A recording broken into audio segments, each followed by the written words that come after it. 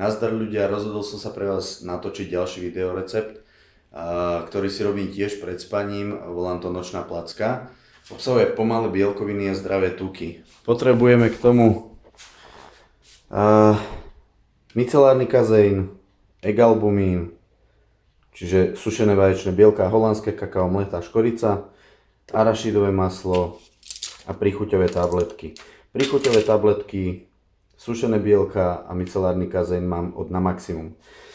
Dobre, dal som si 2 deci vody, dal som si zhruba 3/4 odmerky vaječných bielok, 1,5 odmerky MPC 85, dal som si 3 príchuťové tabletky čokolády špeciál.